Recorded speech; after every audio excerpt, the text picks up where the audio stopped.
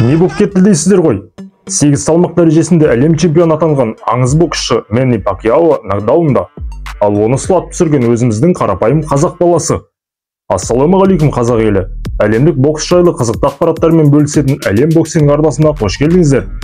Бүгін біз сіздермен әйгілі Мэнни Пакьяоны сұлатып түсірген қазақ туралы айтқымыз келіп тұр. Иә, сіздер дұрыс естідіңіздер. Біздің айтқалы отырған боксшымыз Қазақстан тәуелсіздігін алғаннан кейін алғашқылардың бірі болып кәсіпқой боксқа ауысқан Серікжан Ешмағамбетов ағамыз жайлы болып тұр. Достар, видео басталмас бұрын бокс туралы қазақша ақпарат тарататын каналға лайк және комментарий арқылы қолдау көрсете кетсеңіздер. Ал олай болса біз бастаймыз. Біз айтқалы отырған жекпе-жек 2000 жылдардың басында Пакьяоның отаны Филиппинде өткен болатын. Әлбетте, ол кезде Пакьяоның атағы қазіргідей жер жарып тұрмаған. Десе де әне-міне дегенше ақш-қа барып, Эрик Моралес, Марко Антонио Баррера, Хуан Мануэль Маркес сынды жұлдыздармен жұдырықтасар сәттері жақын қалған болатын. Бұл кезде 35 жеңістің 26-сын нокаутпен аяқтап, жолындағының бәрін жайпап келе жатқан филиппиндік боксшы әлемнің 2 дүркін чемпион атанып үлгерген екен. Ал ақшқа кету үшін алдында кедергі болып тұрған қазақ боксшысын жеңу керек. 13 жеңісі, 9 жеңілісі бар Серікжан Ешмағамбетов Пакьяоға кезекті жай бір оңай қарсылас болу керек болған болатын. Алайда барлығы олай болмай шығады.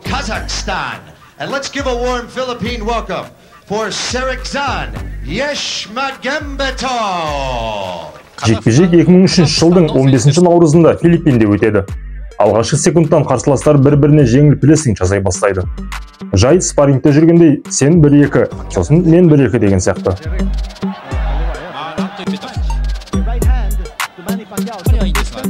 Бірақ раундтың соңында спарринг аяқталып, боксшылар ауыр соққылар алмаса бастайды.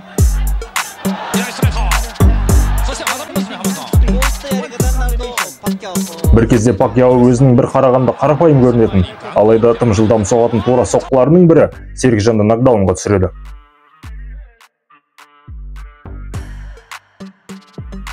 Алайда бір соққымен жеңіле салса, ол қазақ бола ма? Рефери онға дейін санағанша намыстың күшімен орнынан тұрып үлгерген қазақ боксшысы жекпе-жекті жалғастыруға дайын екендігін көрсетеді. Әрине, Пакьяо бірден шабуылға шығады. Қарсыласы өзіне келгенге дейінгі сәтті пайдаланып қалу керек. Бірақ Серікжан раунд соңына дейін шыдап қана қоймай, соққымен жауап қатты үлгереді.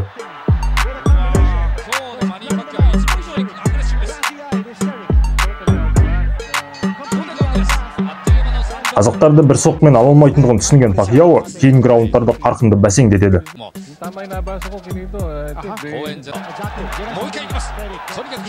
Сонда да 2 ауыр соққы қазақ боксшысына өтіп кетеді. Пакьяоның боксасы өте қиын. Оны кез келген бокс жанкүйері жақсы біледі. Бірақ қазақпен боксасу да қиын екендігін енді Пакьяо да білетін болады. Осы жекпе-жек туралы бір қызықты ақпарат. Желіде осы кездесудің 2-ші раунды жоқ екен. Ал 2-ші раундта Серікжан Ешмағамбетов Пакьяоны қуып жүріп сабаған болатын. Оны өз аузынан естісеңіздер де болады.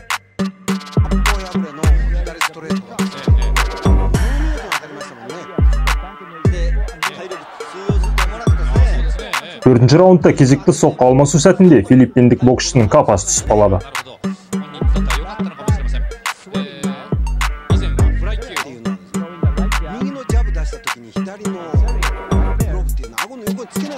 Қапасының түсіп қалғанына намыстанған Пакьяо қарсыласын сұлатып түсіруге тұра ұмтылған сәтте Серікжан бір соққыны өткізіп барып оң қолмен қарсыласын сұлатып түсіреді. Филиппиндік боксшы орнынан тұрып үлгереді, алайда соққының ауыр болғандығынан раунд соңына дейін қорғанысқа көшуге мәжбүр. Қарсыласын бұрыштан бұрышқа қуып жүріп соғу мәртебесіне енді қазақ боксшысы ие болады.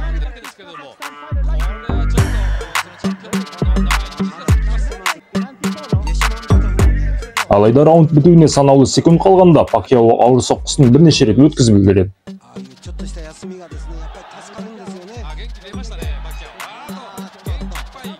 5-ші раундта Серікжанның кішкене шаршаңқырап қалғандығын көруге болады.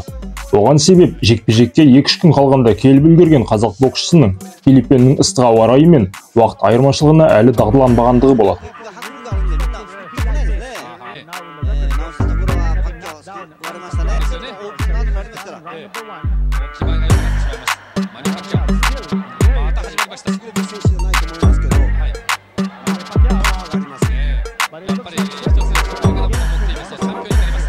өз жерінде бокстасып жатқан әлі тың Пакьяо сол қолдың ауыр соққысымен қарсыласын кезекті нокдаунға жібереді.